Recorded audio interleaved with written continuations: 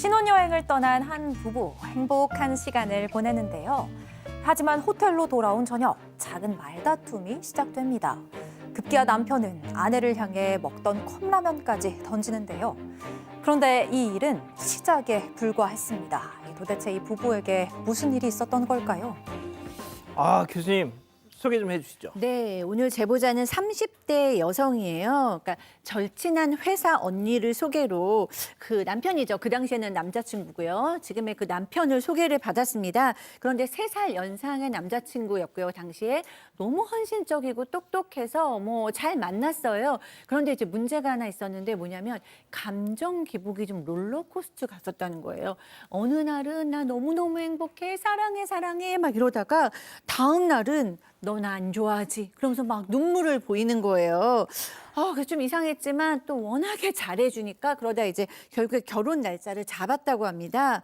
그런데 어느 날 아주 사소한 일로 다툼을 했어요. 말다툼을 했는데 너는 나를 외롭게 한다. 이러더니 예식장에다가 일방적으로 우리 결혼 안 합니다. 그럼 취소 통보를 한 거예요. 그러고 나서 또 며칠 있다가 제보자랑 화해를 하니까 다시 예식장에 전화해서 저희 결혼식 그대로 하겠습니다. 라면서 취소 통보를 취소했다고 합니다. 자, 결혼했습니다. 겨우. 신혼여행 첫날 밤에 또 펑! 직접 제보자 얘기 들어보시죠. 너 언제 내놓을 거냐. 그래서 제가 피곤해서 한 다음에 줄게 그냥 이렇게 말했는데 갑자기 집어들어서 막 호텔방에다 막 이것저것 사방에 던지는 거예요. 밥풀 막 다 날아다니고 난리가 났어요. 그래서 제가 너무 벙쪄가지고 이걸 가만히 보고 있다가 아니, 뭘 언제 내나요? 그러니까 잔돈, 아까 신혼여행 중에 잔돈을 받은 게 있었는데 그거 내놓으라고 소리를 질렀던 거예요. 그러니까 즐거운 신혼여행이 정말 잠시였고 호텔방에 돌아오니까 아까 쓴 잔돈 내놓으라며 집요하게 따지더니 제보자가 나중에 준다고 하니까 그렇게 소리를 지르면서 먹던 컵라면과 주먹밥을 던진 겁니다. 근데 또 다음 날엔 내가 미쳤었다. 무릎을 꿇고 사과를 했다고 하고요. 그러다가 귀국하는 비행기 안에선 또 난동을 부렸습니다.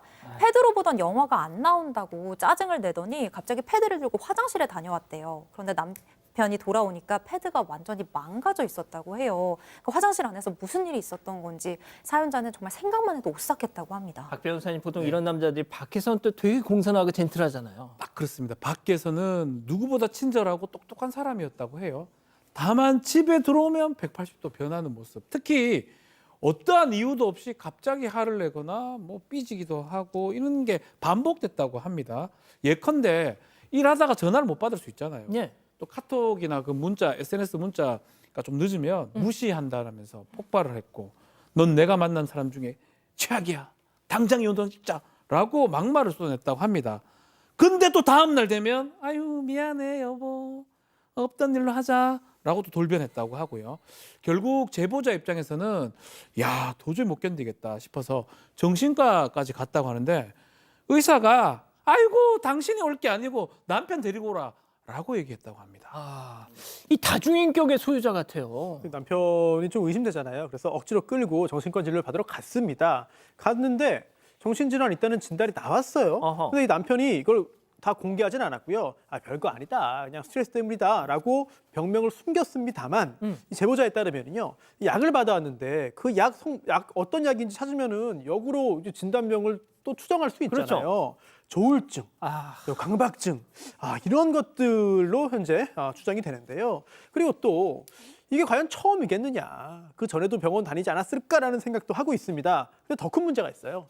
이 진단받고 받아온 약 이것도 잘 안 먹은 거예요. 뭐 머리가 잘 안 돌아간다, 뭐 졸리다 이러면서 한두 번 먹다가 끊어버렸거든요. 그 후에 또 정신과 진료 받으러 가지도 않았습니다. 결국 우려했던 일이 제보자 얘기 이어서 들어보시죠. 주방으로 밀은 다음에 주먹으로 치더라고요. 이 오른쪽에 칼이 있었어요. 그래서 딱 순간 든 생각이 나를 찌르든 본인을 찌르든 지금 사고 치겠다 싶어가지고 저도 한 대 쳤어요. 그러니까 남편이 하는 말이 야 우리 이거 쌍방폭행이네 하면서 이제 신나게 저를 주먹으로 얼굴을 치는 거예요. 그래서 제가 피를 줄줄 흘리면서 신혼집을 뛰쳐나왔어요. 결국 저렇게 된다니까. 그렇죠. 폭행까지 벌어집니다. 이 제보자가 집에서 재택근무를 하는 날이었습니다. 남편이 집안일을 트집 잡으면서 잔소리를 하길래 지금 일하지 않느냐, 이따가 이야기하자라고 말을 했더니 갑자기 욕설을 퍼붓고 혼자 안방으로 들어가서 문을 잠가버렸습니다.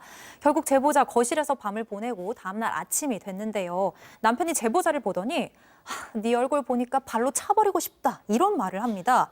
그리고는 부엌에서 흉기를 꺼내서 소파를 긋는 충격적인 모습을 보였습니다. 제보자가 말리니까 그때부터 제보자를 밀치고 때리고 폭력이 시작된 건데요.